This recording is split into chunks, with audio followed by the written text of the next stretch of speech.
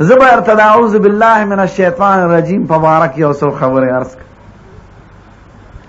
قرآن شریف چی سڑی شروع کئی رو او ویے نو دا قرآن شریف حکم دے سور لسم پارک فَإِذَا قَرَأْتَ الْقُرْآنَ فَاسْتَعِذْ بِاللَّهِ مِنَ الشَّيْطَانِ الرَّجِيمِ چی کل دا قرآن شریف شروع کے نو محکبہ دا شیطان نامان غوارے اعوذ باللہ من الشیطان الرجیم بوئے بسم اللہ ویل سنت تی او اعوذ باللہ دا فرض دی ذکر دا دی حکم راغل نو دا قرآن شریف شروع لکلی خو پکی ندی خود اعوذ باللہ من الشیطان الرجیم ندا او کستا سخیالی نو دا قرآن شریف آخری صورت کم دا شیطان ندا امان غستو دعا راغل دا قل اعوذ برب الناس ملک الناس الہ الناس من شر الوسواس الخناس الذي يوسوس في صدور الناس من الجنة والناس اغلوی ذاتا چت دا طول مخلوقات ربی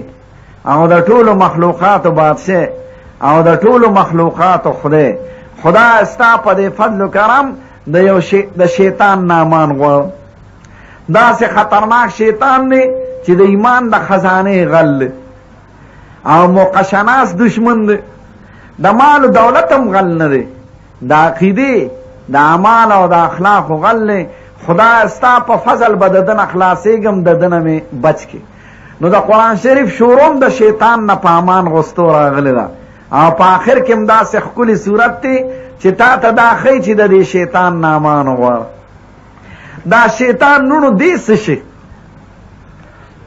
دیتا خیال کرے دا شیطان سے بلا اور شیطان نولی امان ناغل شیطان نونو یو مخلوق تی دا خدای پاک دا ما خبرو تا خیال لرے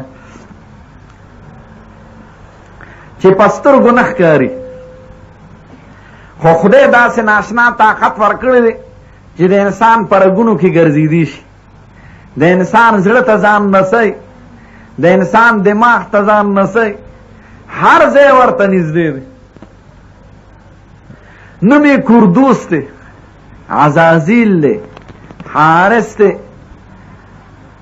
او کنیه ابو لبینی دا خدای مخ کے پیدا کردی دی خدا خدای دا یو حکم نے انکار کردی دی چی دا آدم علیہ السلام دا سجدی نے انکارو کو خدای رسوا و ذلیلک خدای پاک تے مخامخ قسم اخور وی خدای دا دی انسان دا وجن دی ذلیل کریم زدی دا جنت نوخ کیم نستا پلویے میں دے قسمی چیز بی گمراہ کو دا قسم پا درشتہ مپارا کے ذکر دے خدای پاکوی دا شیطان بیان کئی قال فبعزتک لأغوینہم اجمعین الا عبادک منہم المخلصین خدا استا پلوی عزت میں دے قسمی چیز بدا گمراہ کو بغیر دا خاص خلقنا چرانا بچ بپاتشی کنی دا با گمراہ کو خدا تے قسم خوڑ لے دے خدا پاکم ورطا قسم خوڑ لے دے قال فالحق والحق اقول لأملأن جہنم منکا ومن من تبعک منہم اجمعین خدا ویز حقیم او زمان دے پخپل حق تو قسمی چیز بطان او تا پسی چی سوک روانی دا غین با دوزخ ڈکم نو دا خدای او دا شیطان یو بل سر قسمون شوی دی نو چی دمر یو بے حیا مخلوقی چی خدای پاک تا مخامق قسم اخری چیز با انسان گمراہ کم ناغا بخپل وس کی کمی نکی دا دی وجنا تا چی قرآن شریف وے تا دا حکم دی چی گوری دا دا شیطان نامان وارا دا سی دشمن دے چی دا پستر گناہ کاری کہ پستر گخکارا کی دی پٹو پک بدی وشتے پلرگی بدی والے دخپونا بدی تڑلے جیل تا بدی اچولے دا دی وجن دا حکم ندی کرے خدای مونتا چی لرگی راوالے و ٹوپک راوالے کافر پسے خوبا ٹوپک و لرگی راوالے شیطان سرکوزی خوخکاری نا نو تا کلمہ خائی چی تا دا کلمہ ہوا شیطان بے اثر نشکول در توی چی دروازی تا ننوزی دا خدای نم والا شیطان ببار پاتش تا توی چی ڈوڑے خوری ته د خدای نوم واله شیطان در سره بیا خوراک نشي کولی. کور ته چې نږدې کېږي ته د خدای نوم واله شیطان پکې حصه نشي اخیستی. جومات ته چې راځي د خدای نوم دې وایه شیطان به اثر نشي کولی. نو قرآن شریف یو لوی هدایت دی. د دې هدایت اول دشمن شیطان دی. شیطان به د دې هدایت نه تا اړی اړی، کله به د یو خوا اړی، کله د به د بل خوا. ته به وایې خدای دا یو خبیث شیطان دی چې د ده نه به ستا په فضل خلاصېږم، زه په خپله د ده مقابله نشم کولی. اوس یو سوال دی. زمونږ یو استادو هغه وی زریل ګاډي کې روانو، نو ما سره یو انګریز ناست. هغه انګریز راته وایي چې تاسو دا وایئ چې د شیطان دومره ناشنا طاقت دی، د انسان په رګونو کې ګرځېدی شي او د سترګې رپ کې د یو ملک نه بل ملک ته رسېدی شي، نو دی به څنګه په دې کلمو تښتي؟ تش اعوذ بالله وایه دی به تښتي؟ اعوذ بالله من الشیطان الرجیم دی وی یا دې د خدای نوم واش نو دی به تښتي. وی آو وی دا ولې؟ وی ته د دې کلمې د زوره خبرې د اعوذ بالله د کلمې نه چې دې کلمه کې څومره زور دی. وی شیطان چې دا کلمه اوري چې مسلمان وي دا کلمه، نو د شیطان مازغو ته څلور خبرې راشي. اول دا ده چې دا غلوی خدای ته آواز وکړه چې دا هغه طاقت زمانه زیات دی. شیطان خو خدای پیژني. دویم دا ده چې خدای پاک د ده آواز اوري. دریم دا ده چې خدای را رسیدي شي د دې امداد له. څلورم دا ده چې دا ورته دی لوی خدای ویلی دی چې ما ته آواز کوه ته خلاص. نو شیطان چې دا څلور خبرې ذهن ته راولي هغه به ټینګېدي نشي، دوه خپلې او دوه پردی منډې کړي. وی یو سړی چې رواني په شاړه ځمکه او یو غل ورپسې روځي یا ډاکو، نو که دی ورسره په خپله مقابله کولی شي خو که نشي کولی، نو دی وی یا ملک صاحب راورسېږه. نو که د دې غل دا یقیني چې یاره ملک صاحب طاقت خو زمانه زیات دی او هغه آواز واورید او فوراً را رسیدی شي او دا د هغه سړی دی، نو دا غل به د سړي ته لاس نه کړي، دی به منډه کړي. ځکه وایي که ملک صاحب راغی ما وجني. او که نه د څلورو خبرو کې د یوې خبرې یقیني، نو هغه به خپله غلا کوي. اوله دا وایي چې ملک صاحب که راشي زه هغه سره مقابله کولی شم. دویم دا که طاقت یې زیات دی خو آواز نه اوري، هغه 5 میله لرې دی چغې د دی وایي که نه. دریم دا که آواز واوري را رسیدي نشي ډېر مزل دی. او څلورم دا ده که زه طاقت یم زیات دی او آواز یې مورد او را رسیدیم شي، خو د هغه څه کار دی چې دله راځي؟ وایي غل خپل کار کوي. نو شیطان چې دا اعوذ بالله واوري د ده ذهن ته دا څلور خبرې راشي چې یاره ده خو خدای ته آواز وکړه چې د هغه طاقت زمانه زیات دی، زه د هغه د مقابلې نه. او خدای پاک د ده آواز واورید او خدای را رسیدي شي او خدای پاک ورته ویلي دي چې بس ما ته آواز کوه ته خلاص، نو شیطان به ټینګ شي. نو یا انګریز وایي واقعي د دې کلمه کې خو ډېر لوی زور دی. نو دا اعوذ بالله چې سړی وایي شیطان به یې تښتي. خرونو شیطان سړی څنګه ګمراه کوي؟ ګورې دا عام خلک په یو طریقه ګمراه کوي او دا شیخان په بله طریقه. د شیطان نه ګوره یو سړی نشي بچ کېدی بغیر د هغه سخت شخص نه چې خدای د هغه ساتنه وکړي.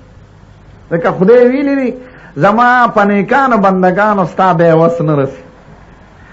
نو دا خلک په 2 طریقو ګمراه کوي، ما ته خیال کوه.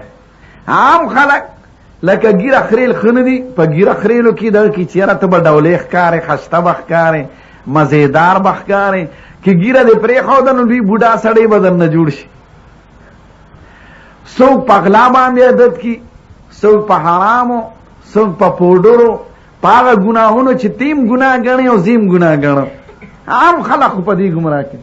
او شیخان پیران زبرګان دا مو چې یو سړی پیر شو نو د شیطان نه به بچ شي. شیطان نه بچ کېدل ګران، خدای ته قسم خوړل. یو سړی شیخ شو نو هغه به د شیطان نه بچ شي. شیطان دومره مردار دی چې هغه د شیخې په جامه کې ګمراه کوي.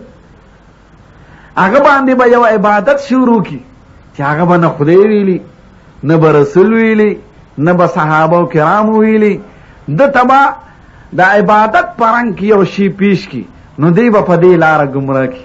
ها مثال درته ډیر داسې شیخانی چې هغې بانګ ووی اذان، نو د اذان نه پس په زوره درود شریف وی، الصلاة والسلام علیک یا رسول الله، الصلاة والسلام علیک یا حبیب الله. دا درود شریف په زوره وی. ها څوک با وی باړو یو مطلب دی، که چا مخکې وي او که چا رستو وي، دا دوی د عبادت په نیت کوي، د ثواب په نیت یې کوي. خو که دا ته تپوس وکړي چې دا درته چا ښودلی دي، دا اذان مونږ ته چا ښودلی دي؟ وروڼو رسول الله راته ښودلی، او رسول الله مبارک خپلو صحابو کرامو ته ښودلی دی. بلال صاحب ته خو د بلال صاحب اول اذان کوونکی دی، د حضور پاک عاشق دی. نو د دوی نه دا تپوس وکړي چې دا مخکې درود شریف وایه په زوره یا رستو درود شریف وایه په زوره.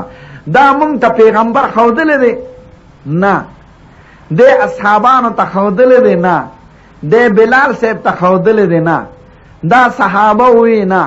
دا د مذهب څلورو واړو امامانو ویلی دی؟ نه. نو یا زناورو چې زمونږ پیغمبر مونږ ته اذان ښایي او دا طریقې راته نه ده ښودلی، او د هغه ښکلې مبارک صحابه دي، هغې دا نه دی ویلی، نو تاسو د هغې نه زیات زبرګان یې که زیات عاشقان د رسول الله. دا یو شیطانی وسوسه درونو چې د عبادت په نوم باندې سړي ګمراه کوي. خدای پاک دې تاسو مونږ وسه، دا ښه کار نه دی. نو دی به تا ته څه وایي چې ما ته خیال کوئ چې وروڼو دا درود شریف په زوره ولې وی؟ نو دی به تا ته وایي وی ولې درود شریف ښه شی نه دی؟ دا خو په مسلمان باندې فرض دی چې په حضور پاک به وایي. ته پیغمبر نه منې څه؟ دا هغه شیطاني دوکه ده. نه وروڼو درود شریف د ایمان حصه ده، په حضور پاک وینا فرض ده، خو بانک کې زیاتې او کمې ولې کې کینه جماعت کې درود شریف وایه، په پټه ځان سره درود شریف وایه، ټول اوقات په درود شریف کې ولګوه، منظم کوه او درود شریف وایه.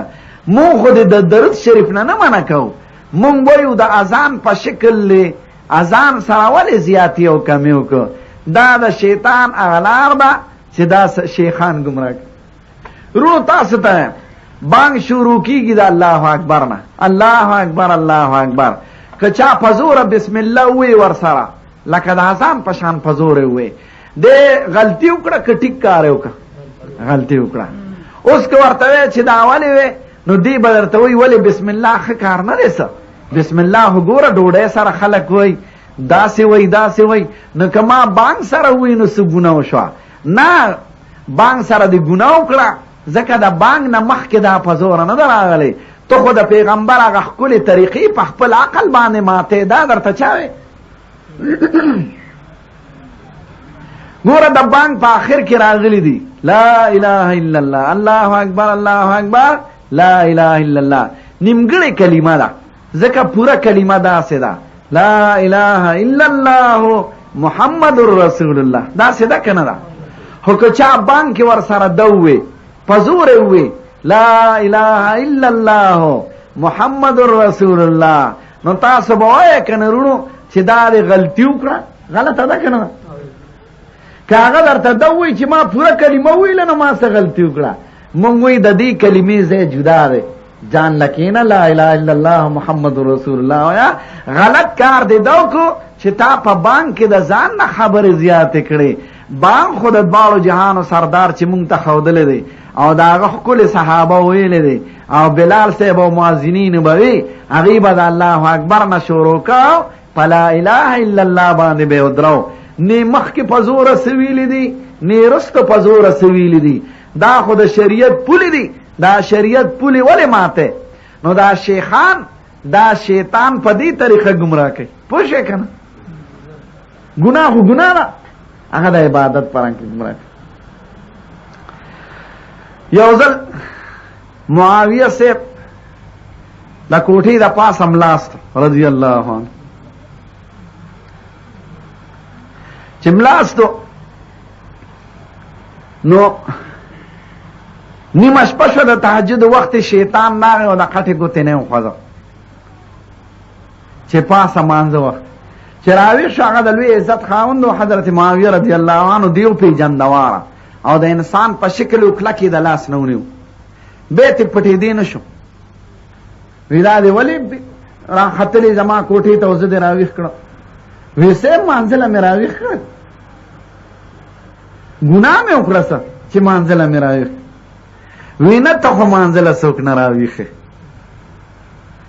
رښتیا حل وایه که نه شرمن دې وباسم ستنې پورې دې تړم اوس تې رانه څوک نشي خلاصون وی صاحب رښتیا درته وایم خو زما او ستا مخکې ډېره زمانه اشنۍ تېره شوې ده دوستانه نو د هغې زړې دوستانې خاطر مې کو تم کافر وې پخوا او زم کافر یم نو ما وی راشه اشنا مې دې مانځلی را پاسوه وی ښه شیطانه تم چا سره اشنۍ پالې تا خو بیا زه د کفر خبرې ته را بللې وې نو د ایمان خبرې ته دې څنګه را وبللې دا دې م دروغ وې وی ښه صاحب پرېږده چې رښتیا حال درته ووایم وی پرون تا نه د تهجد لمونځ قضا شوی اوده پاتې شوی نو سار د خدای پاک ته ډېر وجړل نو خدای پاک د هغه اصلي تهجدو نه زیات ثواب درک نو ما وی که نن موده پاتې شي نو سار لاسې نه چې د هغې نه زیات وجاړي نو زیات ثواب به خدای ورکي نو تا ته مې هغه ډېر ثواب نه شو پېرزو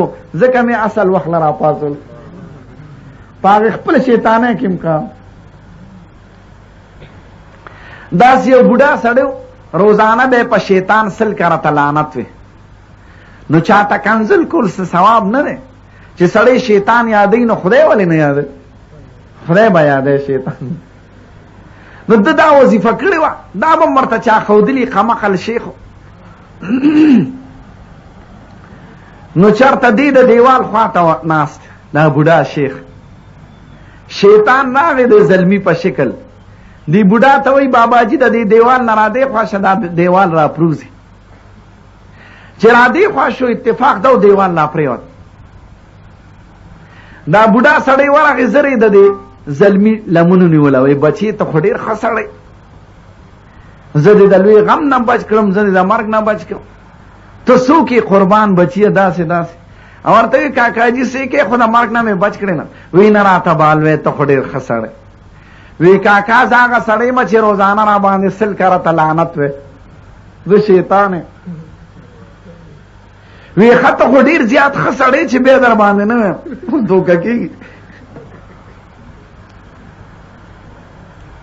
او ورته وی وی نه زه ښه سړی نه یم که ته د دیوال لاندې مړ پاتې شوي خو خدای به د شهیدانو مرتبه در کړې وه ما وی اسیم بوډا دې پرېږده چې په خپل کټ پوزي مړ شي چې د شهیدانو مرتبه والا خدای ورنکړي نو شیطان داسې سړی دی ګورې دا به نه وایه چې فلانکي باباجي صاحب رحمت الله علیه دا ویلي دي ټیک ته د هغه عزت په خپل ځای دی خو دا تپوس به چې دا عمل دا خدای او رسول مونږ ته په خپل کتاب کې او خپل ښکلې پیغمبر په ښکلو طریقو کې ښودلی دی که نه دی ښودلی ځکه د هدایت لاره به د چا نه مونږ زده کوو د خدای د کتاب نه او د پیغمبر د خپلې طریقو نه کوم عمل چې زمونږ په قرآن شریف کې نه کوم عمل چې زمونږ پیغمبر نه کړی هغه صحابه کرامو ته نه ښودلی دا پیښې چې دا څه اصل نه لري دا د ځان نه خبرې شکر دې دلته خو حالات ښه دي د پنجاب کې دا خبرې ډېرې خلک به یو څه کوي بل څه به کوي یو ځای ته زه تللی یم داسې درود شریف یې په زوره ووایي هغه سړي ته مې دا ولې وایې نو ولې وایي درود شریف ښه څیز نه دی څه ته خلک د درود شریف نه منع کوې نو ما وایي نه درود شریف وایه کښېنه چې څومره ویلی شي ثواب دی زه دې د بانک د زیاتي کولو نه منع کوم بانک کې دا زیاتي کمې ولې کوې تاسو نه یو تپوس کوم وروڼو د سبا 2 رکعاته فرض مونځ دی که چا د 2 په ځای 3 رکعاته وکړل نو صحیح کار یې وکړه که غلط کار یې وکړه که هغه دا ووایي چې وروره ملا صاحب ته خلک د مونځ نه منع کې د 2 په ځای مې 3 وکړو نو خو ډېره ښه شوه نه مونږ دې د مونځ نه منع کوو، مونږ دې د پیغمبر د طریقې نه مخالفت نه منع کوو. تا د پیغمبر علیه الصلاة والسلام او د صحابه کرامو نقشه پرېښوده. دا خو درته شیطان دماغ کې یو غلط فکر اچولی دی. مونځ کې به زیاتې او کمې نه کوې. رو مونځ کې ولاړه مخکې ده که نه ده، او ورپسې رکوع وي، او ورپسې بیا ولاړی، او ورپسې سجده وي. که سړی مخکې کیني او بیا یې رستو ودرېږي، او یا سجده مخکې وکړي او رکوع رستو وکړي، یا د رکوع په ځای 2 رکوعګانې وکړي، او د سجدې په ځای 5 سجدې وکړي، یا په ولاړه سلام وګرځوي. ښه سبق پکې ووایي، ښه درود شریف، یا د ولاړې په ځای کې درود شریف وایي. تاسو نه تپوس کوم، که څوک د الحمدو په ځای ولدوالین په ځای درود شریف وایي، یا سجده کې د سبحان ربی الاعلی په ځای درود شریف وایي، د صحیح کار وکړه که غلط کار غلط دی. که ته دا وایې چې یاره دا خو درود شریف دو وایي او درود شریف کو ثواب دی او په دې پیغمبر علیه السلام خوشحالیږي، مونږ وایي دا ټولې خبرې ښکلې دي، خو مونږ تا ځکه منع کوو چې درود شریف د سجدې په ځای کې نه دی راغلی، او درود شریف د قیام په وخت کې نه دی راغلی. قیام په وخت کې الحمدلله راغلی ده، ته به هغه په هغه خپل ځای کې ووایې، په رکوع کې به سبحان ربی العظیم ووایې، په سجده کې به ده ووایې، درود شریف به په قاعده کې وایې. اوس د ځان نه خبرې چې ته کې، دا خو د دین نقشه دې بدله کړه. پخوانو قومونو خپل دین په دې طریقه روان کړی دی. شیطان به راغی دی شیخانو له، او هغوی ته به یې نوې نوې طریقې ښودلې، د هغوی د وجې نه به په دې قوم کې راغلی. نو د دین هغه ښکلې نقشه او هغه اصلي نقشه به پاتې شو. خبرو ته خیال کوئ. حضرت علی مرتضی نه قربان شم، جماعت کې ناستو، د مازدیګر مونځ یې کړو.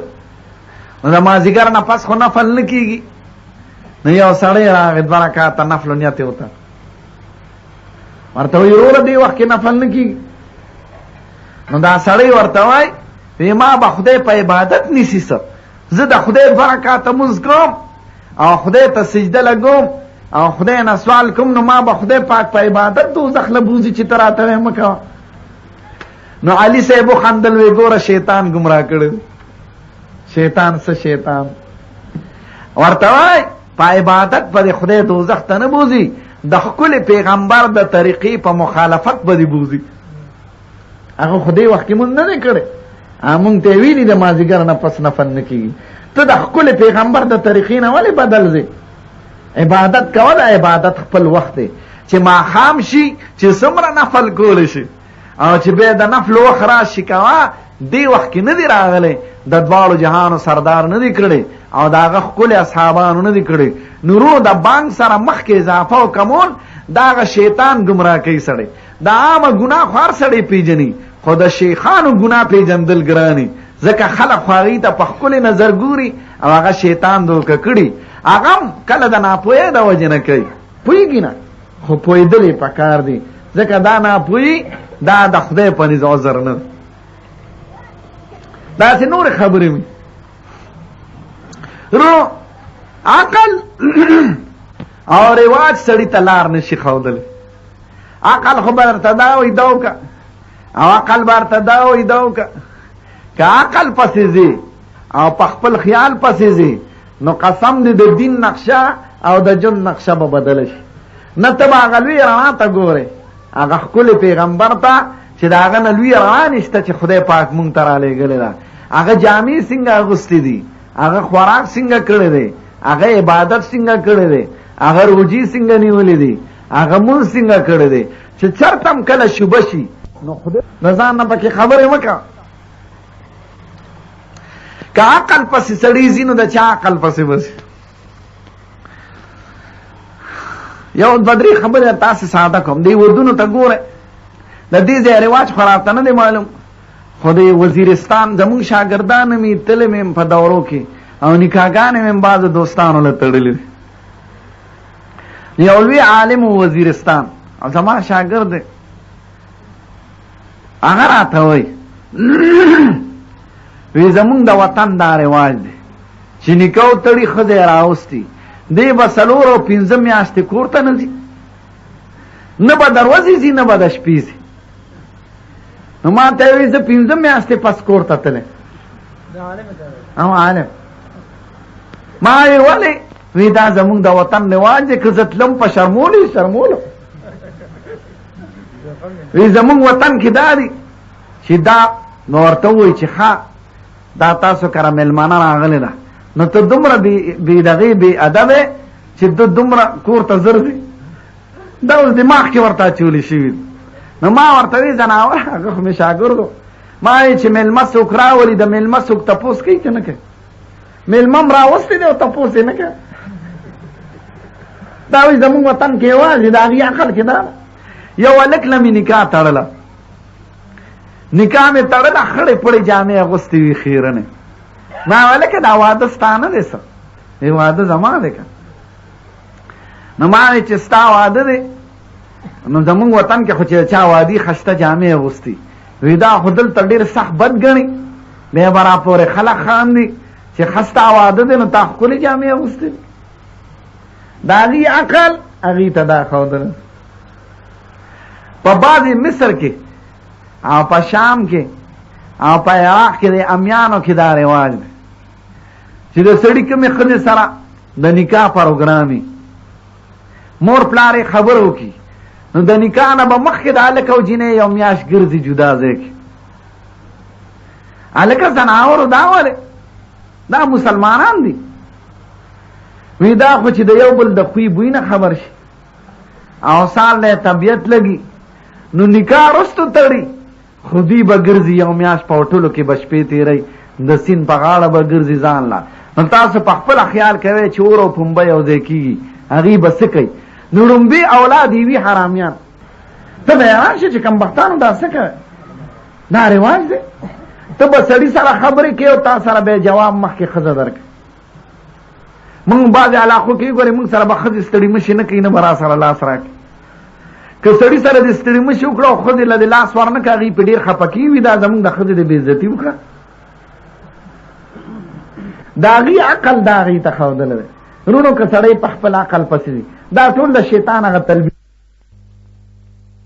وایي عقل دا یو عقل دا هلکه دغه عقل ستاسو دا بېکار عقل دی ته دا لارې د پیغمبر نه تپوس وکړه که په عقل لار موندې شوې نو خدای پاک به دا ښکلې پیغمبر دنیا ته نه رالیږلی عقل خو ما سره مو تا سره مو ده سره مو ته دې ښکلې پیغمبر ته وګوره عقل لار هماغه ده چې دې ښکلې پیغمبر ښودلی یو ځل په شام کې دا حضرت معاویه صاحب حکومت او یزید بادشاهي وه د هغه د زوی خو د یزید دوه زامن دي یزید په خپله ظالم تېر شوی دی او دوه زامن یې دواړه نیکان هم دي هوښیار هم دي د یو نوم دی خالد نو دا خالد زلمی هلک وړوکې 8-9 کالو نو شام کې یو لویه ګرجه وه د عیسایانو یو لوی مشر راغلی پوپ نن سبا چې د هغې مشر ناست دی نو په ویټکن سټي کې ناست دی په روم کې اټلي کې نو د هغې عجیبه نخرې دي که درته بیان کړم خو دا پوپ راغلی لویې ګرجې ته دا پادریان ورته را جمع ناست نو دا خالد هلک و دی ورغی اجتماع ته چې یاره دا خلک څه وایي چې دی ورغی هغه پادریانو پېژنده د شام هغه لوی پوپ ته وایي هغه لوی پادري ته چې دا د مسلمانانو د بادشاه زوی دی نو هغه مې عزت وکړي راځه بچې ما سره نږدې کښېنه ده ورته غوږ کېښو د عقل پورې درته نا ورته وایي بچې ته د دین سبق وی او ویم لږ لږ سبق وی که څه تپوس درنه وکړم نو جواب به راکړې وی که جواب راته درله به درکړم که نه خپلو استادانو نه به تپوس وکړم وی ښه ستاسو دین کې د عقل نه خلاف خبرې دي دا ورته دا پوپ وایي وی څنګه وی ستاسو پیغمبر ویلی دي علیه السلام دا ده نه اوس تپوس کوه چې جنت ته مسلمان لاړ شي نو جنت کې به خوراس کا کوي او بار ته به نه کیني نو دا خو زمونږ عقل نه مني چې سړی د غوښې م خوري میوې دي م خوري خوراس کاک دی کوي او بار ته دی نه کیني دا خو د عقل نه لرې خبره دو خندل وی دا خو د عقل نه خلاف خبره نه وی تی منې وی او وی دا کیدی شي چې انسان خواست کا کوي او بار ته نه کینی وی او وی کتا سوچ کړي نو په هر بنیادم باندې داسې یو وخت تیر شوی. بنیادم چې د مور په خېټه کې او د څلور نیمو میاشتو شي، دی جمدی شي، روح پکې پکوالی شي، زړې حرکت شروع کی، د ته غذا باقاعده رسی تر پیدا کېدو پورې، د خوراک د سکا کر سره رسی، او دی دا څلور نیمې پنځه میاشتې چې د مور په خېټه کې دی نه متیازې کوي، نه ډکې کوي، نه تشې کوي.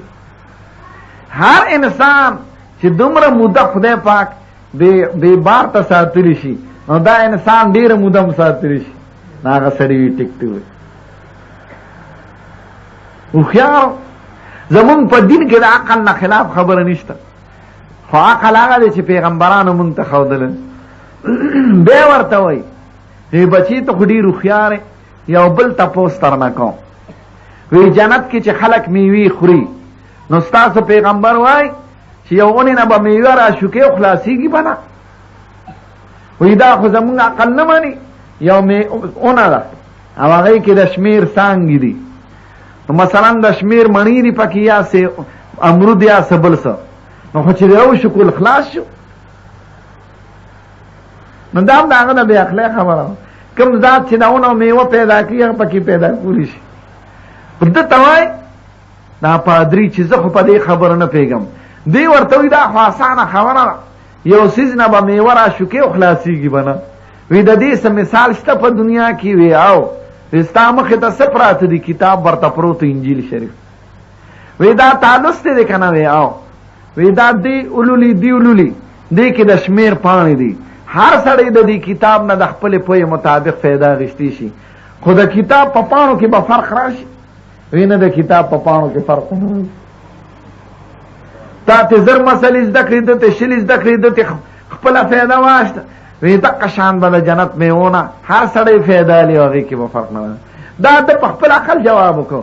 کنی زمونږ د دواړو جهانو سردار وای جنت کې چې جنتي خوراک کوي د ده نه به خوشبویه خوله ځي، اخولې سره به تحلیل لازي، خو اخوله به دومره خوشبوی چې د اندازې نه زیاته. خدای پاک دې ستاسو زمونږ نصیب کړي. نو ته به وایې اعوذ بالله من الشیطان الرجیم، خدای د شیطان نه مې وساتې، دې مې په غلطه لار باندې ګمراه نه کړي. ځکه شیطان کله سړي ته رواج یاد کړي، یاره دا زمونږ د کلي رواج دی، دا ډزې چې کوي په ودونو کې، دا ګوره د شیطان لمسون دی. کنې دوی ته چې ده ووایه چې دا ډزو په ځای ډوډۍ زیاته ورکړه، نو هم به دې ثواب وشي، هم به صدقه ده. ډز څه دی؟ د اسمان په ډزولې مال دې ضایع شو، خلک پې تنګ شو، بیماران تنګ شي، او زنانه واړو یریږي، د ډېرو خلقو د خولې نه بې اختیاره خیري وخیږي. زه خو چې کتاب ګورم او څوک ډزو کی، نو انسان دی اگر چې پې بیا خفه یم، خو زه یم خدای م داسې که کمبختانو نو وخت ګوری نه ناوخت وایي که نه سړی وایي، نو د چا خیرې خو به قبول شي. نو کمبختانو وادم سپیره شي. ډز څه شی دی؟ د خر اواز دی، نه پکې خوند شته، نه پکې سروت شته، نه پکې ترنم شته. ښه ډوډۍ ورکړه، ښه چرګان وکړه، نو هم ثواب دی، هم سړیتوب دی. خدا ورته عقل ښودلی چې یاره دا زمونږ رواج دی او رواج پسې ته به د پیغمبر طریقو ته ګورې، د هغه د ښکلې صحابو ته، د هغه ښکلي دین ته چې هغوی په ودونو کې څه کړي دي، په غم کې څه کړي دي، په عبادت کې څه کړي دي، په بانک کې څه کړي دي. نو دا اعوذ بالله په دې ده چې دا لوی کتاب ستا مخې ته پروت دی. ګورې خیال کوه شیطان به تا ته مختلف رکاوټونه اچوي، د دې کتاب نه به دې منع کوي، او د دې د کتاب د خاوند د ښکلي پیغمبر نه به دې منع کوي. نو ته وایې اعوذ بالله، خدای ستا په لوی ذات او ستا په کرم او ستا په فضل د دغه شیطان نامان واړم چې هغه یو حکم نافرماني وکړه نو رسوا شو. نو زه ستا د حکم نافرماني ونه کړم، دی خو به ځان له خپل ملګري پیدا کوي، خو ته زما د دې کتاب هدایت نصیب کړي او د دې خپل ښکلي پیغمبر په لاره مې تلل نصیب کړي. خدای پاک دې ستاسو دا مجلس بختور کړي، او دې کوم مړو کې چې قرآن شریف ختم کړی دی خدای پاک دې دا دولت د دم نصیب کړي، او د دې په وینا چې کوم ثوابونه او درجې او برکات وعدې شوي دي د خدای او د رسول له طرفه، ادې خدای پاک د دې د خاندان نصیب کړي. دا ټول کلی د خدای د قرآن شریف په رڼا باندې بختور کړي. ستاسو بچي دي خدای نیکان کړي او مشرانو له د حیا او د عزت ژوند ورکړي. خدای د قرآن شریف او د حضور پاک په هدایت زموږ عمل نصیب کړي. او خاتمم پس ایمان کې او په آخري وخت کې دا کلمه نصیب کې چې لا اله الا الله محمد رسول الله.